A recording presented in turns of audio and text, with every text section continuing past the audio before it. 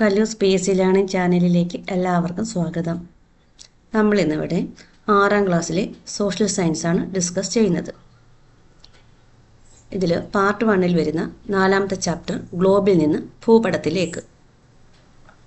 തുടക്കത്തിൽ തന്നെ വയലാർ രാമവർമ്മയുടെ വരികളാണ് തന്നിരിക്കുന്നത്. സൂര്യനിൽ നിന്നൊരു ചുടുതീക്കുടമായി ശൂന്യാകാശ സരസിൽ വീണു തണുത്തു കിടന്നു മയങ്ങി ഉണർന്നവളല്ലോ ഭൂമി. വായുവിലീറൻ ജീവകണങ്ങളെ വാരിച്ചോടിയ ഭൂമി. ഇത് ഭൂമി സനാതയാണ് എഴുതിയത് വയലാർ രാമവർമ്മ.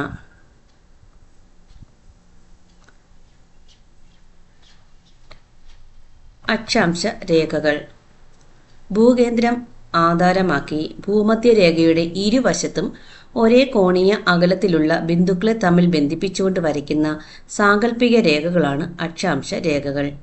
ഭൗമോപരിതലത്തിൽ ഭൂമധ്യരേഖയ്ക്ക് സമാന്തരമായി വരുന്ന അക്ഷാംശ വൃത്തങ്ങളാണിവ. 0 ഡിഗ്രി അക്ഷാംശ വൃത്തമാണ് ഏറ്റവും വലുപ്പമുള്ളതെന്ന് കണ്ടെത്തിയല്ലോ. 0 ഡിഗ്രി. ഇതാണ് ഭൂമധ്യരേഖ. ഭൂമധ്യരേഖയിൽ നിന്നും ഇരുവശങ്ങളിലേക്ക് പോകും തോറും അക്ഷാംശ വൃത്തങ്ങളുടെ വലിപ്പം കുറഞ്ഞു വരുന്നതായി കാണാം. ഭൂമധ്യരേഖയിൽ നിന്നും ഇരുവശങ്ങളിലേക്ക് പോകും തോറും വലിപ്പം കുറഞ്ഞു അക്ഷാംശ വൃത്തങ്ങളുടെ വലിപ്പം കുറഞ്ഞു വരുന്നതായി കാണാം. ഭൂമധ്യരേഖയിൽ നിന്നും ഇരുവശങ്ങളിലേക്കും പോകും തോറും അക്ഷാംശ വൃത്തങ്ങളുടെ വലിപ്പം കുറഞ്ഞു വരുന്നതായി കാണാം. ഭൂമധ്യരേഖയെ അടിസ്ഥാനമാക്കി ഭൂമിയെ 2 അർദ്ധഗോളങ്ങളായി സങ്കല്പിക്കാം. ഭൂമധ്യരേഖയുടെ വടക്കുഭാഗത്തുള്ള അർദ്ധഗോളം ഉത്തരാർദ്ധഗോളം എന്നും തെക്കുഭാഗത്തുള്ള അർദ്ധഗോളം ദക്ഷിണാർദ്ധഗോളം എന്നും അറിയപ്പെടുന്നു.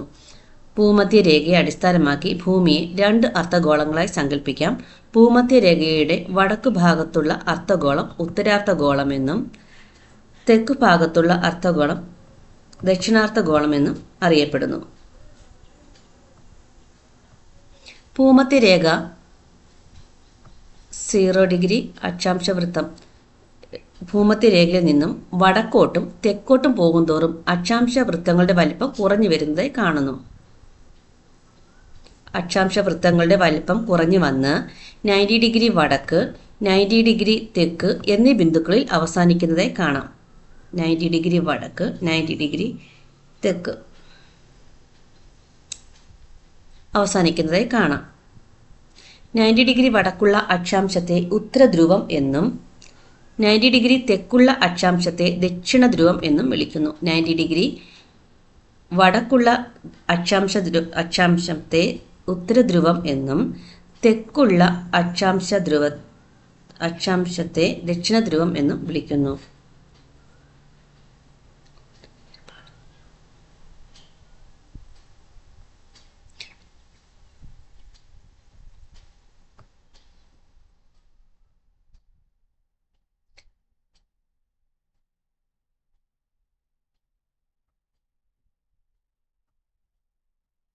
ഭൂമധ്യരേഖയിൽ നിന്നും വടക്കോട്ടും തെക്കോട്ടും പോകുന്തോറും അക്ഷാംശങ്ങളുടെ വലിപ്പം കുറഞ്ഞു വരുന്നതായി കാണുന്നു.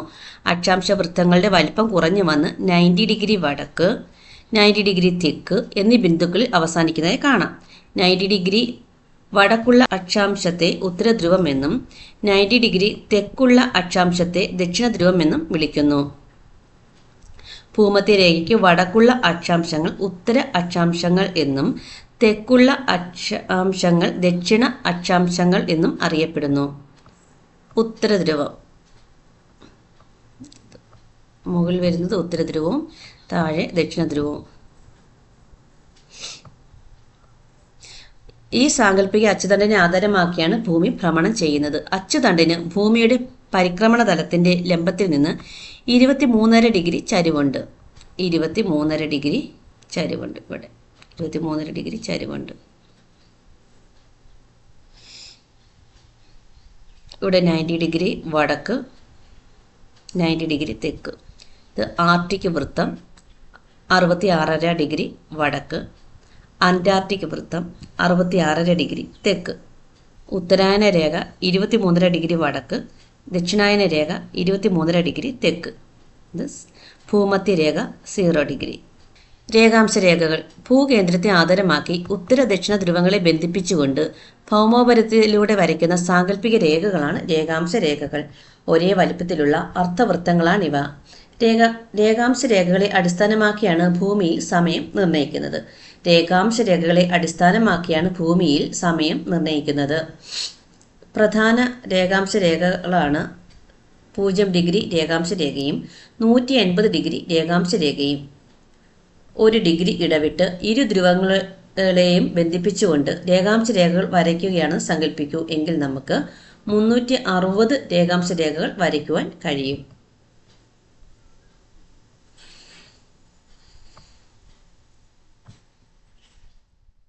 പൂജ്യം ഡിഗ്രി രേഖാംശ രേഖയെ പ്രൈം മെറിഡിയൻ എന്നാണ് വിളിക്കുന്നത്. ലണ്ടന് സമീപമുള്ള ഗ്രീനിച്ച് എന്ന സ്ഥലത്തു കൂടി ഈ രേഖ കടന്നു പോകുന്നതുകൊണ്ട് ഗ്രീനിച്ച് രേഖ എന്നും ഇത് അറിയപ്പെടുന്നു. 0 ഡിഗ്രി രേഖാംശ രേഖയുടെ നേരെ എതിർവശത്തുള്ള രേഖയാണ് 180 ഡിഗ്രി രേഖാംശ രേഖ. ഇതിനെ ആധാരമാക്കിയാണ് അന്താരാഷ്ട്ര ദിനാങ്ക രേഖ വരച്ചിരിക്കുന്നത്. അന്താരാഷ്ട്ര ദിനാങ്ക രേഖ ഒരു നേർരേഖയല്ല. അന്താരാഷ്ട്ര ദിനാങ്ക രേഖ ഒരു നേർരേഖയല്ല.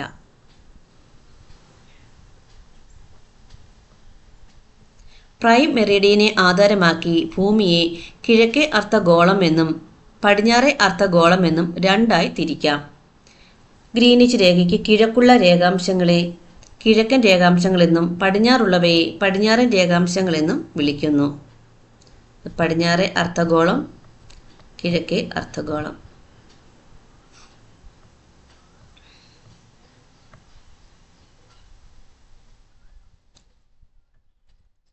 അക്ഷാംശ രേഖാംശ രേഖകളുടെ അടിസ്ഥാനമാക്കിയാണ് ഭൂമിയിൽ ഒരു സ്ഥലത്തിൻ്റെയോ പ്രദേശത്തിൻ്റെയോ വസ്തുവിൻ്റെയോ കൃത്യമായ സ്ഥാനം നിർണ്ണയിക്കുന്നത്. അക്ഷാംശ രേഖാംശ രേഖകളെ ചിത്രീകരിച്ചിരിക്കുന്നത് നോക്കൂ. അക്ഷാംശ രേഖാംശ രേഖകൾ. അക്ഷാംശ രേഖാംശ രേഖകളുടെ ജാലികയാണിത്. ഇതിനെ ഗ്രാറ്റിക്കൂൾ എന്ന് വിളിക്കുന്നു. ഭൂപടങ്ങളിലും അറ്റ്ലസുകളിലും അക്ഷാംശ രേഖാംശ രേഖകളുടെ ജാലിക കാണാൻ കഴിയും. അക്ഷാംശ രേഖാംശ രേഖകളുടെ ജാലികയെ ഏതെങ്കിലും ഒരു പരന്ന പ്രതലത്തിലേക്ക് ശാസ്ത്രീയമായി പകർത്തുന്ന രീതിയാണ് ഭൂപ്രക്ഷേപങ്ങൾ. സുതാര്യമായ ഗ്ലോബിനുള്ളിൽ ഒരു പ്രകാശ സ്രോതസ് സജ്ജീകരിച്ച് അക്ഷാംശ രേഖാംശ രേഖകളും ഭൂതല സവിശേഷതകളും പരന്ന പ്രതലത്തിലേക്ക് മാറ്റി വരയ്ക്കുന്നതാണ് പരമ്പരാഗത രീതി. സിലിണ്ടറിക്കൽ പ്രക്ഷേപം.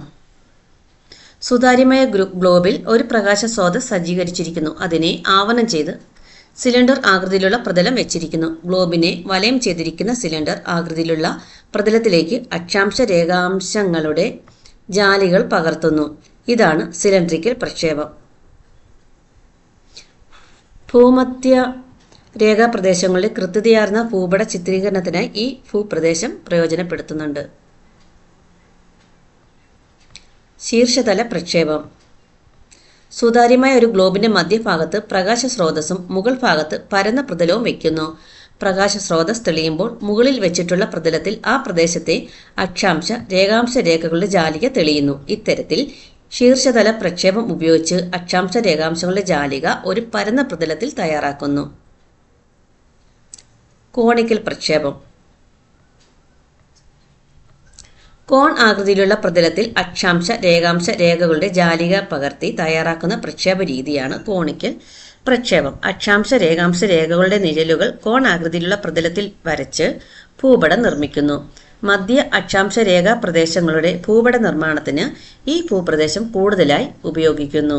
ഭൂമിയുടെ ഉപരിതല സവിശേഷതകളെ പരന്ന പ്രതലത്തിലേക്ക് മാറ്റുന്നതിന് ഭൂപ്രക്ഷേപങ്ങളെ കൂടാതെ ഗണിതശാസ്ത്ര സങ്കേതവും ഉപയോഗിക്കുന്നുണ്ട്.